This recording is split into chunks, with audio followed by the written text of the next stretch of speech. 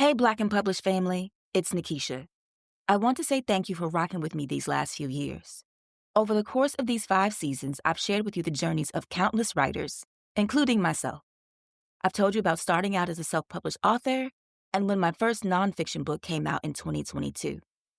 I have a new novel coming out in January entitled The 7 Daughters of Dupree. The story is a generational epic about the secrets kept between mothers and daughters over the course of 7 generations, told backwards in time from 1995 to 1860. And it's available for pre-order now, everywhere you get your books. I am beyond excited for this novel. It is my first Big 5 book, more on that later. And I'd like to make it a success, and I need your help to do that. If you can, please consider pre-ordering The 7 Daughters of Dupree today. Now let's get to the episode. What's good? I'm Kiese Alexis Williams, and this is Black and Published on the Mahogany Books Podcast Network, bringing you the journeys of writers, poets, playwrights, and storytellers of all kinds. Today's guests are best-selling author and MacArthur genius, Kiese Laymon. I felt loved in my writing and in the art of revision, and I still do. And the self-taught illustrative visionary, Alexis Franklin. A blurb for my work is just like exploring the world and maintaining its dignity. Kiese and Alexis collaborated on the new picture book, City Summer, Country Summer. It's a story about when an up-north city kid goes down south to visit his country cousins for the summer. For Alexis, the project was a space for imagination and freedom with only 2 real requests. The direction was, we want the boys, maybe like different hairstyles for them so they can be distinct. And Kiese wants to make sure there's an okra dish in the book. You got it. And I was like, what? It's like, so an okra dish, 32 pages, and I'm just out here. For Kiese, this picture book was an outgrowth of a prose poem that allowed him to further explore the themes of Black abundance and the difference between safety and safeness. I just wanted to distinguish between the safeness that I think we can all share with each other and with young people, and the safety that we all deserve from these governments that govern us. You know what I mean? Governments are never gonna be invested in safeness, but there are non-negotiables that should be there for every human being, I think, on this earth. Though the medium for this message on Black boyhood is a picture book, Kiese and Alexis are adamant the book is for all ages. How they were able to explore in their own ways what intimacy looks like between young Black boys. Plus, how this story puts the harmful narrative of pause no homo on notice. And what they've been able to give school children across the country by honoring the child in all of us. That and more is next, when Black and Published continues.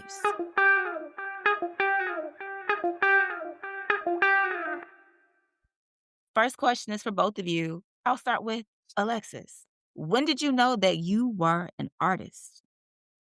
That could have such a long answer, but the short answer, I guess it runs in my family, kind of. I didn't get to meet him, but I'm told my grandfather could draw, my mother's sister can draw, and my mom could draw. And throughout our childhood, me and my little brother, she would draw our favorite cartoons on our binders for school. And we had a little dry erase marker, lunch table, and she'd draw our Toy Story characters and things like that. And any request, she'd figure out how to draw it. And so I think around 5, I'd been raised around this so much that I was like, I want to draw my own characters. And, I would pause the little DVR and I'd get my little copy paper. Oh, I ran through copy paper, my poor parents, and a pencil. And I would just be at the TV and I'd be, drawing. And I literally never stopped. So I knew that was the one thing that I knew I wanted to do. I didn't know how I was going to make money for it. This has been such a blessing. But yeah. I just never stopped. All right. And Kiese, when did you know that you were a writer? Oh, I knew I was a writer. It's a bad answer, but when I made enough money from my writing to buy my own computer. I was a 26-year-old professor at Vassar College when that happened. But you know why? Partially was because I grew up with people who could draw. And so for in Mississippi, it was you have people who were being MCs and stuff, but other than rapping, it was like we only considered real artists people who could draw, and I couldn't draw. So I was writing rhymes, I was writing what I consider poems. And in school, they didn't really encourage you to write creatively, but I was always writing something. And then when I finally like made enough money to buy my own like instrument, and for me that's the computer, that's when I was like, oh, okay, you might be a writer now. I hate that answer, Mm, but that's the truth. Yeah. No, it's interesting because 'cause I've had a couple conversations where some people have differentiated between being a writer and being an author, or some not feeling they can claim the title writer because folklore, so storyteller feels more authentic. Right. But I think the idea is really tied to how closely you align your art to capitalism. Yep. And so for you, Alexis, doing this work has always been something that you knew you could do and wanted to do. mhm. How did that knowing carry you to make it something that you would do professionally? When I was 16, I got my first smartphone. And with that comes the ability to get social media, to share things, all the stuff. So early on, I would post my work. I would just like anywhere I could, I would just post it. And I think it was more for like a documentation for myself, is how I was on the surface level feeling it. But that decision absolutely set me up for what I am living right now, because I didn't even know what I was doing, but I was like making a portfolio. I was making a history online of like everything I was doing, and it stayed. It stuck with people I didn't even know. I went to art college for like a year and a half. I didn't want to be there anymore. I dropped out, and the spring break that I didn't return, like I was on spring break and I was like, I'm happier. I don't want to go back. I got an email from a client and they were like, we've seen your work. And I was like, what work? Like, what do you mean? Like, I wasn't even aware that I was uploading my work onto portfolio sites. I thought they were just like, oh, share your work, like share your artwork. Like, they were legit portfolio sites. I was putting myself out there and I didn't know it. By accident. Yeah, by accident, straight up by accident. And so I told the guy, I was terrified, and I was like, "I'm in college and I don't know what I'm doing." And he was like, "I got you." They probably took advantage of me. I was probably cheaper, but I think about him all the time because he started it. It was the hardest job I've ever had, but baptized by fire, I wouldn't take it back. And I just kept getting clients from there because, that's when I realized, like I said earlier, I didn't know how I would make money from it, but it came to me because I was just being prolific with my work. I had nothing else to do. I was just cranking stuff out and putting it online. So, And so for you, Kiese, then being able to buy a computer and have that marker and milestone for yourself, you have continued. Has there been any point along your journey where you have felt comfort in the craft of writing and not just as a vocation? Oh, absolutely. Like, I mean, I felt comfortable in my craft before I felt like I was a writer. You know what I mean? Like, I mean, the only comfort I felt, like, I was like body dysmorphic. I played basketball in college. The mirror was scary. You know what I mean? I felt loved in my writing and in the art of revision. And I still do, right? Like, I feel, even though now it's kind of difficult because every time it's hard to get just lost in the art because I'm always thinking ironically about whether or not I should try to sell what I'm making, but like just being lost in like the craft of writing. I mean, that's what people call heaven to me. And it gets a little more difficult once you start selling writing because I'm always like, damn, like am I actually exploring on, my own terms, and or am I trying to sell this? But, writing is still honestly like the place I feel safe, writing, and like when my grandmama was alive, like, when she was watching me or looking at me, those are only two places I really feel safe, even today. Alexis, and you sharing your work for hire by accident, yeah. right? And then being baptized by fire through different clients. Has that been freeing for you to continue to create and pursue your artistic endeavors on your own accord? Or is it now just about making sure that you have something out there to feed the beast, like Yessie was saying, like feeding the industry? Mhm, mhm. I feel like if I were to mark this chapter in my life, that's the current wrestle. I think it's very interesting right now with social media and like, you can have a website, you can have a portfolio, but for some industries, if your Instagram isn't on point, you're in trouble.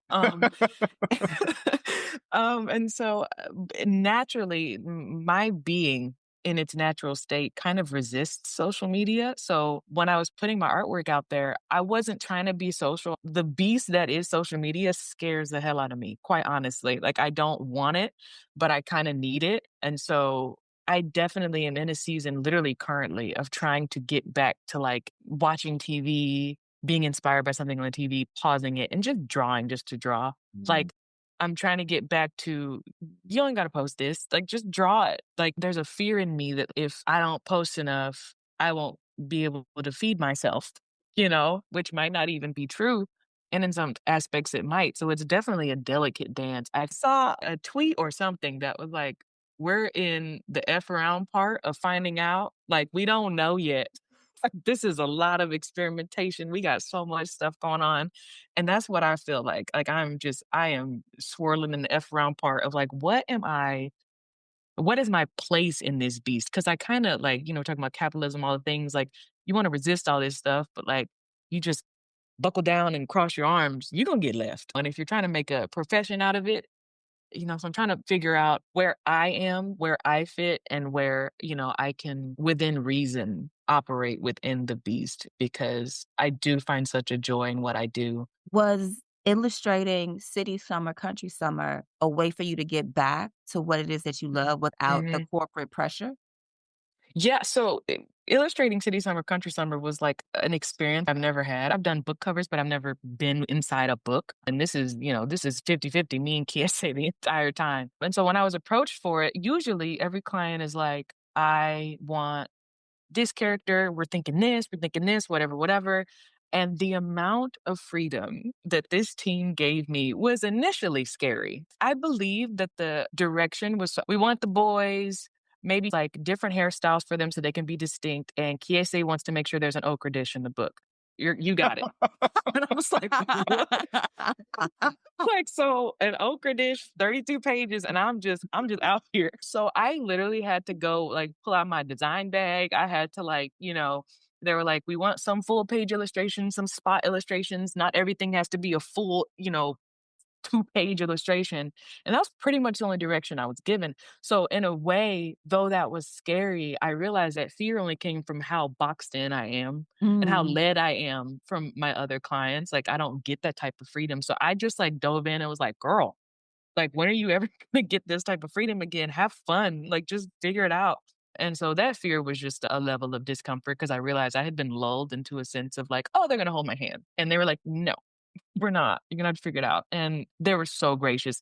And like I said, when I got to join Kiese on one of his book tour stops, the first draft I sent them of the characters, everybody was like, yep, no notes. And I was like, that also has never happened. So it was just like, it kept happening. I was so happy. So though it was scary, I'm forever grateful for that experience.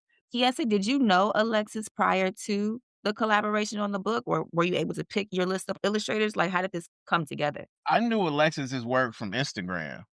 But initially, there was some other person that the press suggested we go with. And then this person who was in Jamaica, I was a little more hands on with that person because they were trying to make the book be placed in Jamaica.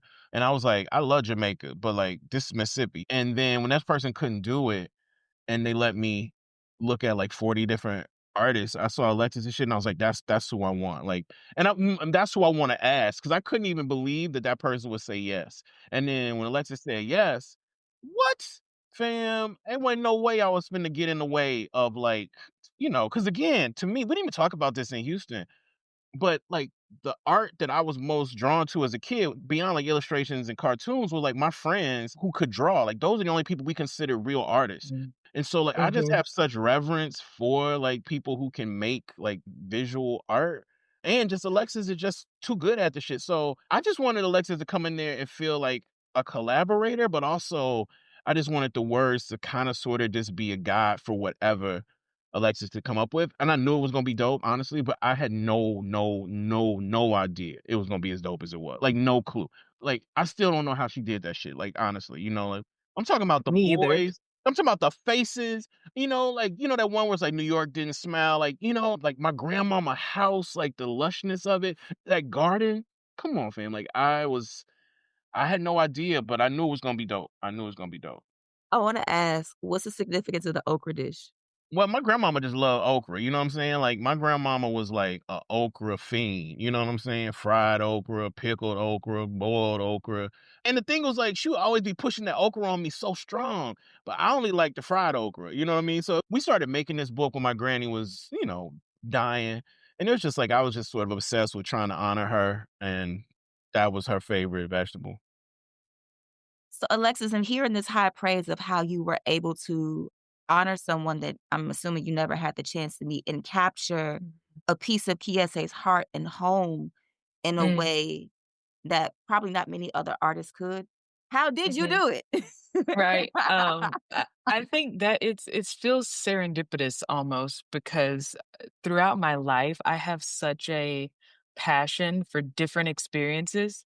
I'll never experience growing up in Mississippi. I grew up in the city of Dallas. So, I don't know so many things and it's impossible to experience everything. And I think art was one of my ways of being able to at least just get a taste of some of that stuff. When you draw, you got to spend like 2 or 3 hours with it. So, like, it was my form of studying. It was my form of, like, really getting in there and figuring out, what makes this thing tick, like a reverse engineer almost to draw it.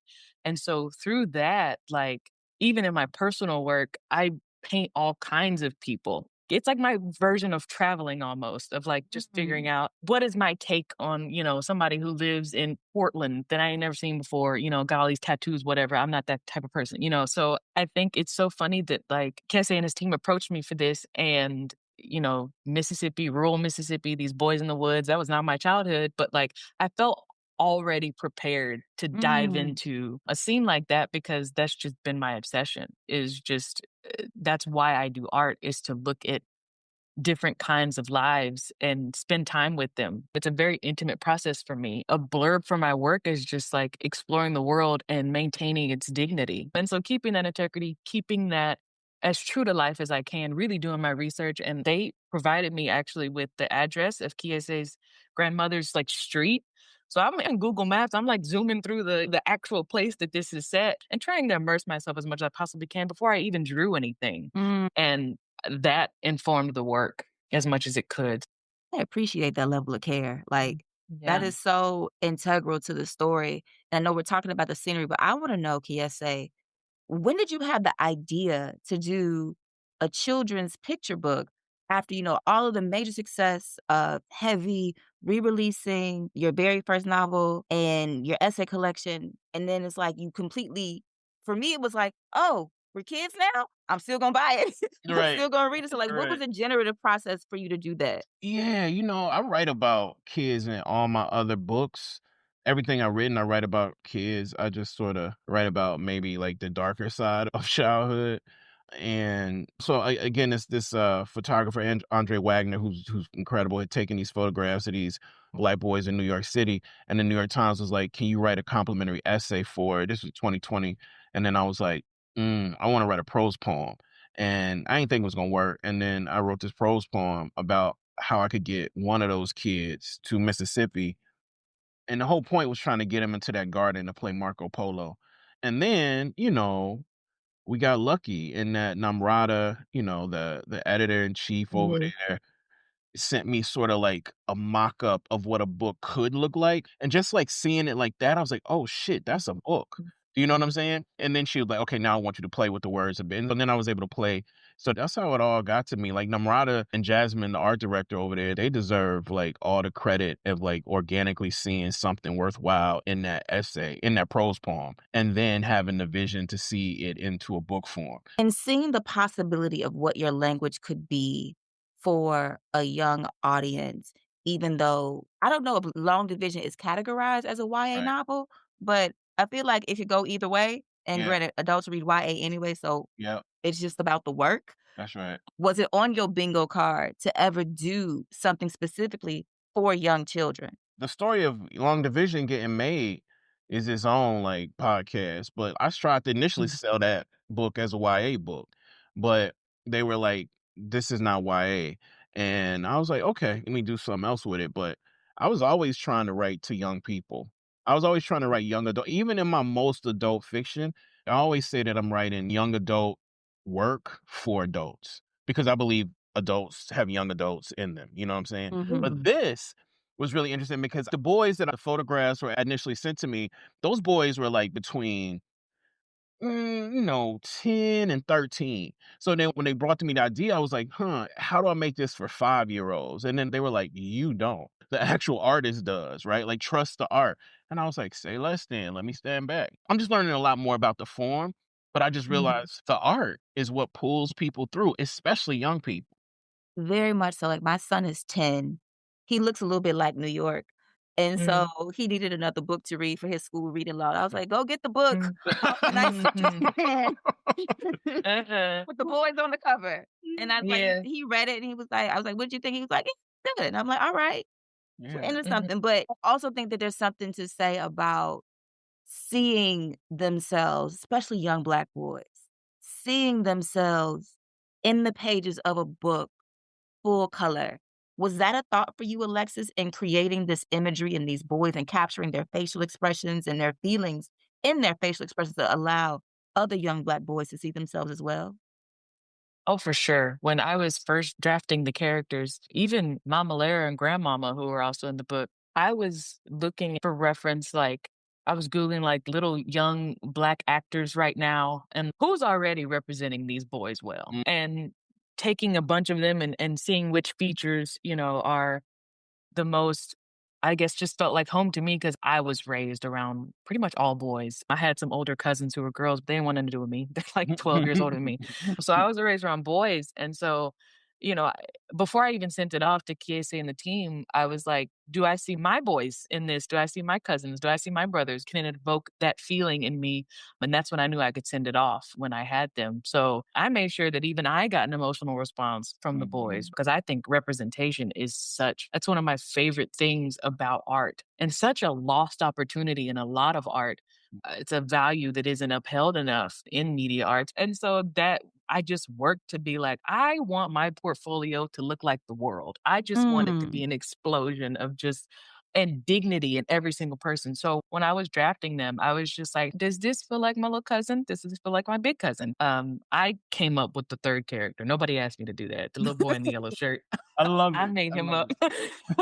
When I sent it off, I was like, "I know you asked for Grandmama, Mama Lara, New York and country, but I got this other little boy who's Yeah, country's little brother." And he was just a nod to my little brother. That's just what my little brother looks like. So, and I thought it would be cute if there were 3 of them to, yeah, especially when New York has that moment. It's a little more intimidating when you got 2 on 1 in for the sure. woods Yeah. versus just 1 on 1. So I thought about that. and usually when you go down south to visit your cousins, they team up on you They because do. Exactly. they all We needed there. that dynamic. We do. I was Yep. raised around them. I know how this works. It gotta be 2 on 1 at some I point. love it. This is a question for both of you, and I'll start with Kiese. Why is it important for you to write and for you, Alexis, illustrate your home life, your upbringing, and the experience of that into your work and bring those points of view to a mass audience? I mean, it's important for me because in my other like grown writing, I try to bring a lot of names from people in my life. Like, in Mississippi, there are a lot of people named Crumps. So there's a lot of Crumps in my book. Or, I went to school with Baraka, Hassanati, Madra, Lathan, like in KSA, like all of these names are names you would never see in a book unless you write the book. And so like I just wanted to people books with like the actual like, melodic names that we are given and dare the book industry to say no. Now, they said no for a long time, but now that they got to say yes to me, I don't want to write about Mary. And my mama named Mary, but I don't want to write about Joe. And my daddy named Joe, you know what I'm saying? But I want to write about Hassanatis and Barracas and um, you know, yeah. So that's why I just think it's important to get those names and everything surrounding those names into literature because I think that can keep us alive really in the long run. I was raised, like I said, in the city, and the school I went to was predominantly white. We had a good mix of kids, but, like, it was run by white people. It was a Christian school, and so they got to make their own rules. I had a lot of experiences in that environment that I didn't really wake up to until I was an adult, and so I think that's why I'm so passionate about dignity because I think I have the ability now to whatever little kid are in the 4 walls of a school right now, they get on their phone and they search something up. I'd like to be what comes up where Mm. "Oh, I didn't know we could look like that. I didn't know we could be in that type of outfit. I didn't know we could be in this environment." And I just remember how I felt back then when not even knowing it, that lack of representation, that lack of imagery was affecting how I stood up for myself, affecting in what ways I thought I could stand up for myself. You know, the things that I hid from my white friends, something as stupid as an edge control toothbrush, because we didn't have a little fancy edge control brushes they got now. It was a dirty toothbrush. And so those experiences definitely inform. That's why if you look at my body of work, just put all of it together, I am obsessed with Black art. I love Black art, but I also draw different types of races and for many reasons, but chiefly because the world isn't just Black. We do have to coexist with all these other races. And to put my work up together, you know, Black, white, Hispanic, whatever, they all look like they're on the same plane. Like we're not doing this, you know. So I think my work is just what I would like us to look like as a society. That's Ooh. essentially what I'm just chasing. It's my way of just like hitting back at how other I felt when I was younger and how I don't need to be that way. It sounds to me like you're drawing all of your characters, all of your work with the same humanity that they are born with and that the world Yes, tried to take away from them. absolutely. Like, what would it look like if that wasn't stripped? That is absolutely it for sure. Kiese, I wanna touch on something because you said, there was a time when the industry would say no to you, but now they have to say yes. That is a type of power, and you wield it for your people and for your community.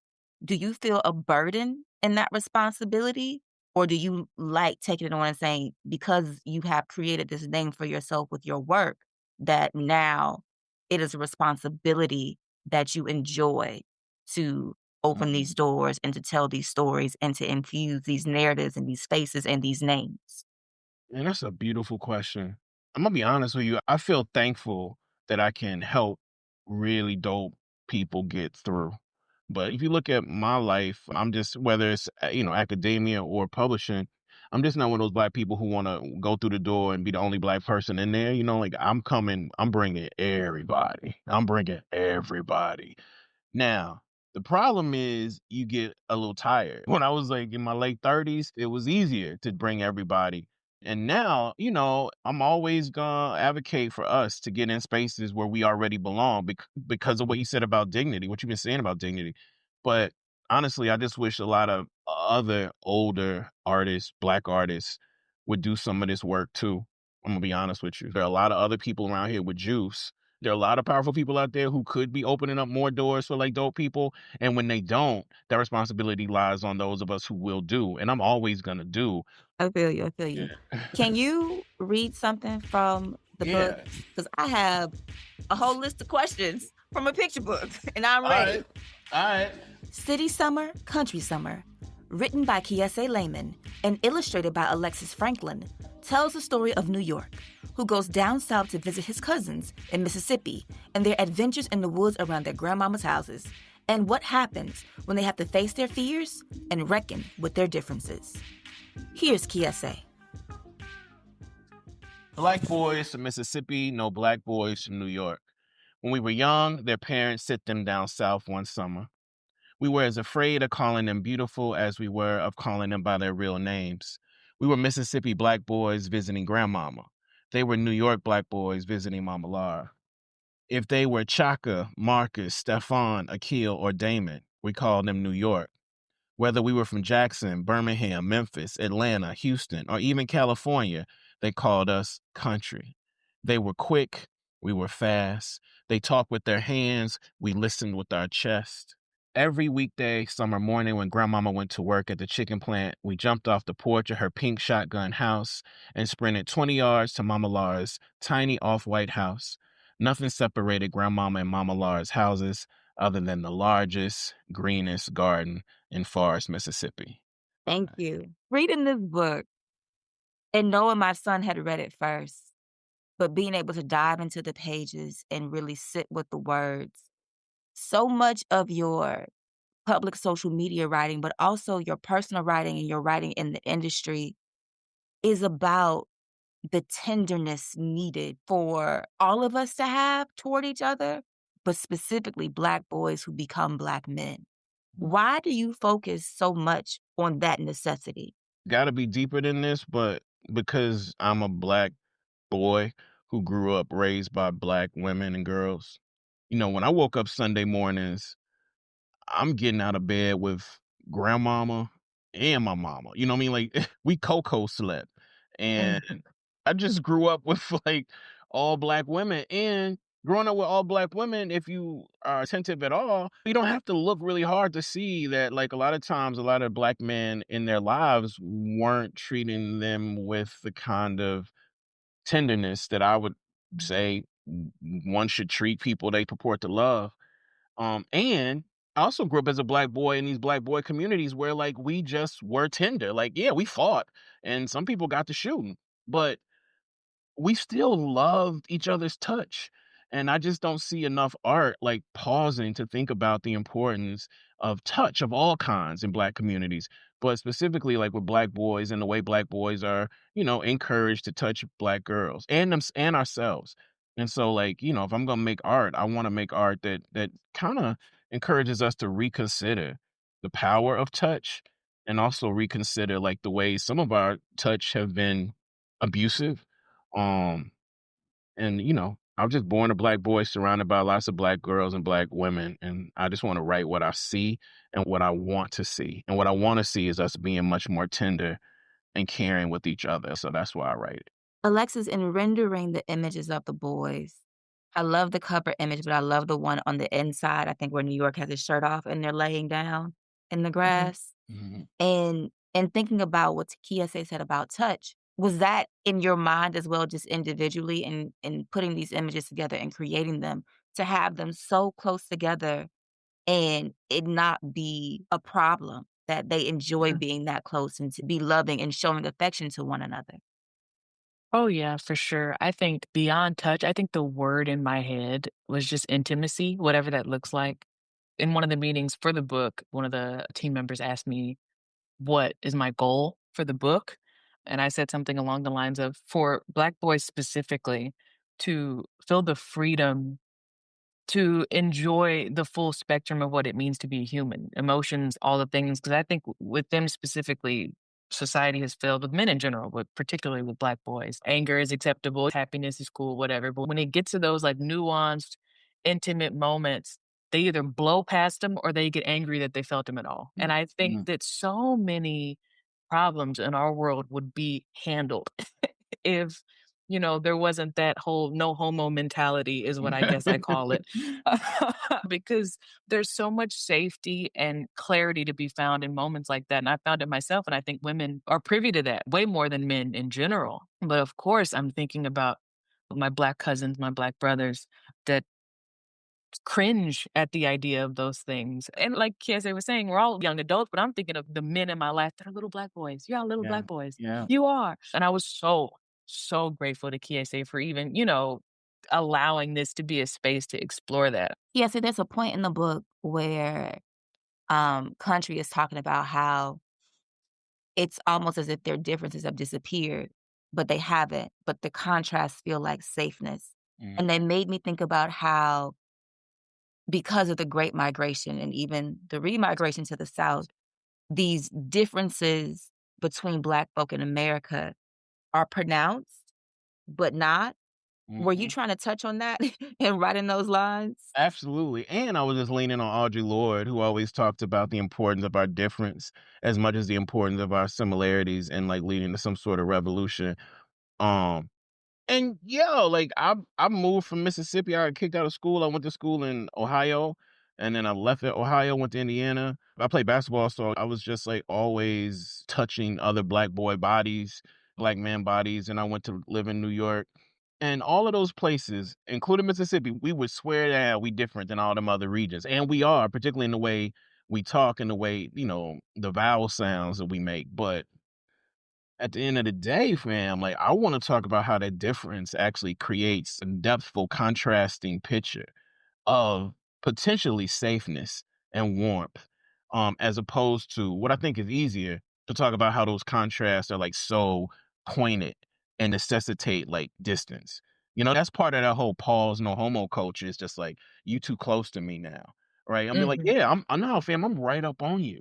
And like you different and I'm different, but I'm right up on you, which means we gonna have to deal with some of the similarity at some point, and we're gonna have to deal with our differences at some point. And for better and worse, that migration pulls it all together. You distinguish between safeness and safety. What is the difference?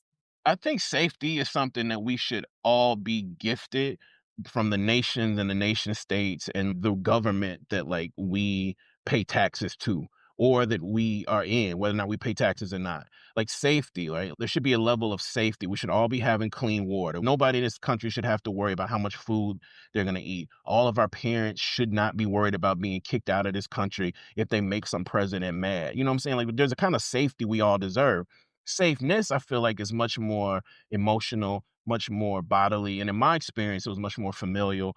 Like, and there was a lack of safety for a lot of people in the 80s and 90s, but I always felt like a kind of dignity. That's really like a kind of love and dignity for myself when I was around my granny, when she was touching me or when she was looking at me. And so I just wanted to distinguish between the safeness that I think we can all share with each other and with young people and the safety that we all deserve from these like governments that like govern us. You know what I mean? Like governments are never going to be invested in safeness, but there are like non-negotiables that should be there for every human being, I think, on this earth. But I think those non-negotiables are different than the safeness we have to like create in our relationships with each other. And so then Alexis, in hearing Kiese's definition, I feel like one of the safest places in the book is the garden where they're playing Marco Polo.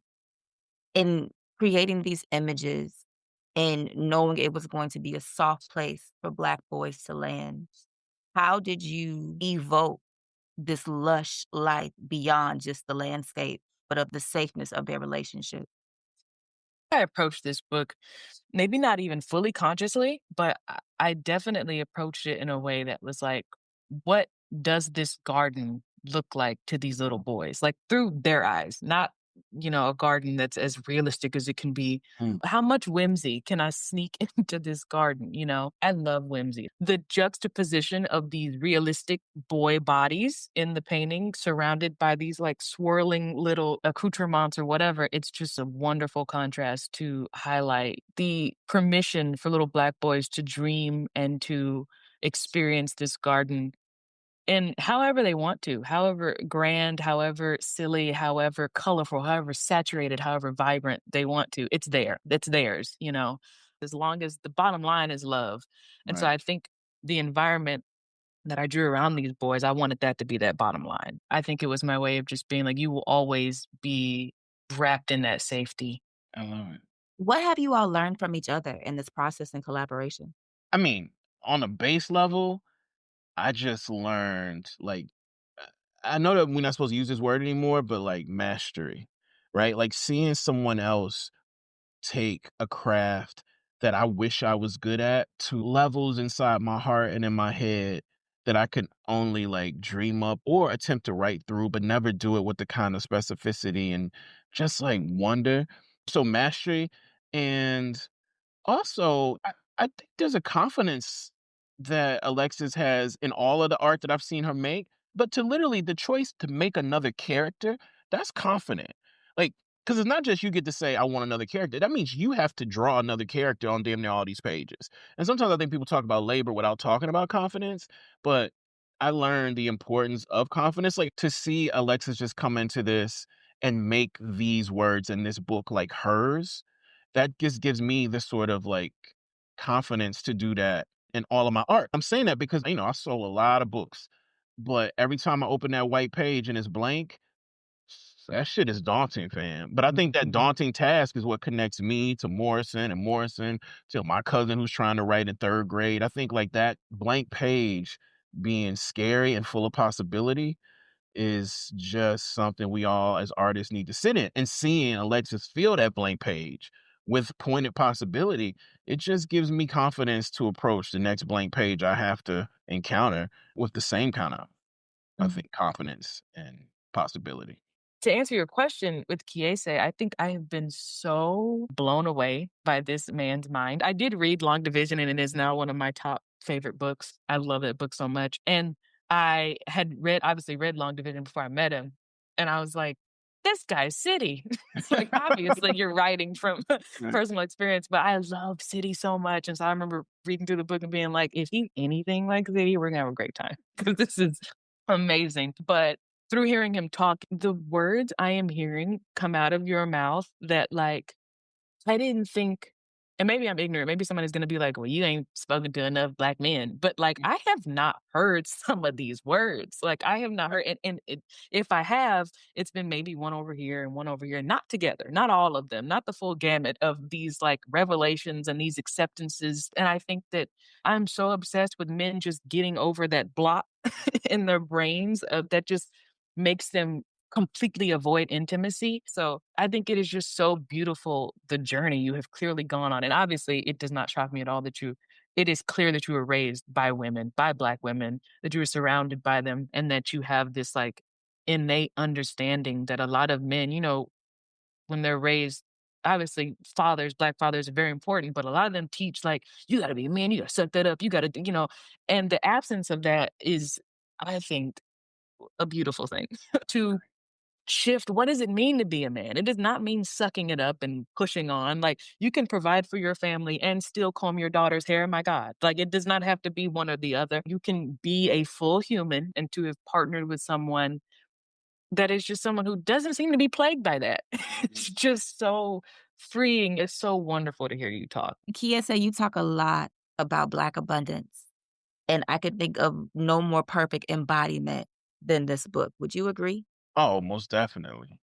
Most definitely. But the wonderful thing about this is that, when you write like adult stuff, you kind of got to slip Black abundance in. You can't have it be on. I mean, I feel like it is on every page, but you have to make it subtextual because, you just can't have Black abundance, Black, blah, blah, blah. But like this book, because of my partner, it is Black abundance on every inch of every page. Do you know what I'm saying? Mhm. And for me, Black abundance was different than Black excellence because Black abundance encouraged a lot of stuff that my family was told you can't bring to the function. You can't bring to work with you. But I'm like, okay, I understand I can't bring that to work with me, but this is part of the thing that keeps us alive. That's why so much of the book, I think early in that book was about laughter. And so to me, like Black abundance, my job is to capture it and explore it with words, but I'm actually talking about something that evades traditional like uses of language. And my job as a writer is to bring that out. But sometimes you can't as well as you need to and on every page of a book. And I think you need a partner who's like, well, let me help you out, fam. I got you. And so, yeah, yes. I mean, we could have named this motherfucker Black Abundance, but we could have. We could have. I know you guys have been on tour and have been visiting schools and seeing the kids, but before you have gotten their reactions, what do you want readers, young, old, and anywhere in between, to take away from this piece of beautiful work? Because Alexis, to Kiese's point, like, this really could sit on my coffee table and just be on display because it's so pretty. For me, the coffee table was where Jet magazine was, Ebony magazine was, the Black Book was, you know what I'm saying? The Bible was, and what else was there? All of these photo albums, right? Like, so I love that this book deserves to be right next to that, all of those things on a coffee table. Like, I want young people to fall into it, and I've seen it. I've been in classrooms now, and I've seen them do it. But I also want old heads to fall into it too, because they know actually, I think, more about what those summer trips north and south meant. You know what I'm saying? So I love that you brought up the coffee table because for me, it is not a coffee table book traditionally, but it kind of is a Black coffee table book in addition to being a book for young people. Kiese's words aren't necessarily dumbed down for children. I think this book can grow with a lot of the kids that get to read it for years. And so he did a really good job of like, yeah, this word you might not know yet, or this string of words might not make sense to you yet. Mom might need to, explain it, but like later in life, that might hit one day, Like one of my favorite scenes is when New York, though Kiese doesn't name it, he's having an anxiety attack. And to me, that was obvious. There's a freedom in not naming it sometimes because some people might not have the language. Some people might be resistant. Like we said earlier, some people might get mad. So to be able to have something that visceral and an experience that a lot of people have that I think is demonized, honestly, and shouldn't be, to see it on the bodies of these young boys and to even see that, like, he has the anxiety attack, and little C and Country are like, "What you doing?" Like, they don't hold him well in that moment. They start laughing at the boy. And and that is just that's so real. That is what can happen, but on the last page, I believe, New York gets there through the summer, he gets to slide. He makes it through the woods. It's clear that he makes it through the woods. He gets to slide down the cardboard sled. So, um, I think that that's such a beautiful message for anyone of any age. Like you said, like, yeah, oh, this isn't for a child. No, it's for people. This is for people. It's big and it's very vibrant and it's got very few pages. So yeah, children's book. But I'd read this on my own. Like I think that's just it's got such an amazing message hidden in it. And I knew that before even speaking to Kiese. And now that I've met him, now that I hear what he's talking about and what's going into all these words, oh my gosh, like pick it up. I don't care what age you are. But I think what's so beautiful, you said they don't hold him well in that moment, but they also don't hold it against him. And I Right. think that's one of the most beautiful things about the book, that Right. even though he does have panic attacks and struggles with anxiety, it's not something to distance himself away from his cousins and away from the experiences that they are trying to get him to have while he's spending the time with them.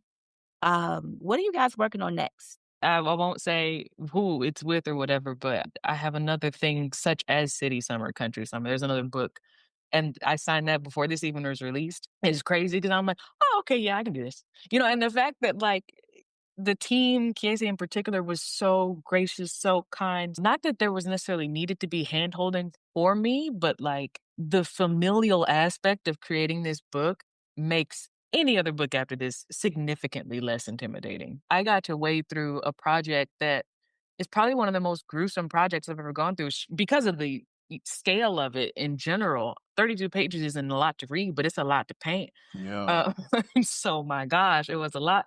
But it's funny, I felt safeness while going through this process, and I'd never done something like this before. So being able to be familiar, like, I don't have any bad memories tied to this book, and being able to go forward with other books in a similar fashion and be like, oh, every memory I have tied to this process, this next step. The bar has been set. And I doubt that it can be exceeded because my God, but now I know how it's supposed to go, how it can go, and I can speak into that. I'm Mhm. excited for that. I'm excited for that. I'm finishing this book called Good God. So I'm finishing that. And, Trevor Noah bought Long Division and hired me to write the film. And so I'm just revising the film and we'll see how that works right now. I am excited to see it I'm all. so excited for that. Oh my goodness. 'Cause whoever is cast for City has got to be on You point, gotta bring it. You gotta bring it. right? And so my final question for you all today before we go, when you are dead and gone and among the ancestors, what would you like someone to write or paint about the legacy of words and work that you left behind? Me is he liked to share. He liked to share in every way, I like to share. I like to share. Yeah, that's it. He liked to share. I think for me, it would just be I hope that through my work, I have created a safe space to be able to see themselves, to be able to see their grandfather, their grandmother, whatever experiences that I haven't even had, but can bring that whimsy. And I think a lot of my work is mundane, but I find beauty in that mundanity. And so I like injecting that whimsy into it. I'm just like, oh yeah, dancing with my grandpa, that's a beautiful, people being able to hark back to like, really like appreciating the life they lived. I hope that I've just given them that little push to remember that it can be as beautiful as it is. Big thank you to Kiese Laymon and Alexis Franklin for being here today on Black and Published. You can follow Kiese on Instagram and Threads at Kiese Laymon.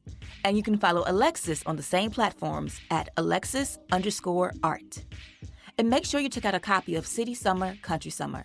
It's out now from Coquila Books. You can get a copy of the book from Mahogany Books and get 10% off your first purchase using code BLACKPUB at checkout. That's BLKPUB. That's our show for the week. If you like this episode and want more Black and Published, head to our Instagram page. It's at Black and Published, and that's BLKPUB. and published. There, I've posted a bonus clip from my interview with Kiese and Alexis about the intimacy of boys with nonverbal communication and why Alexis still chose to add a character when up against the deadline in the middle of an ice storm. Make sure you check it out and let me know what you think in the comments.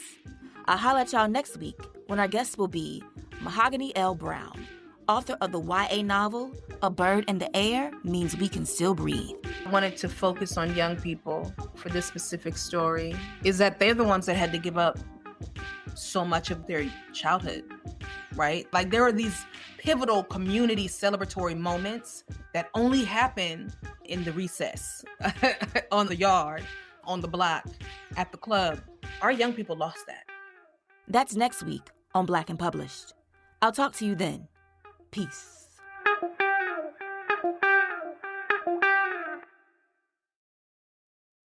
What's going on, family? This is Derek Young and Ramonda Young, owners of both Mahogany Books and the Mahogany Books Podcast Network. We really want to thank each and every one of you for listening to this episode. And if you enjoyed what you just heard, drop us a review and rate us on whatever platform you download podcasts on. We truly appreciate each and every one of you for supporting us and making us your go-to for Black books. And we look forward to connecting with you all sometime in the future. Thank you again, fam. And always remember, Black books matter.